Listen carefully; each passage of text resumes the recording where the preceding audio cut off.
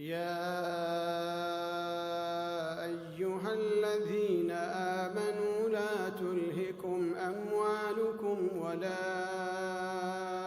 أولادكم عن ذكر الله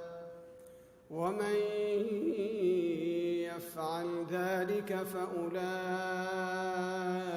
هم الخاسرون وأنفقوا مما رزقناكم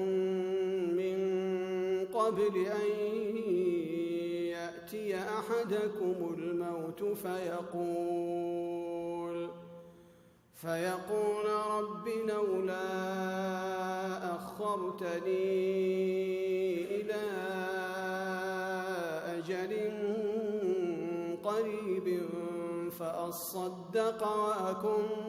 من الصالحين ولن يؤخر الله نفسا إذا جاء أجلها والله خبير بما تعملون.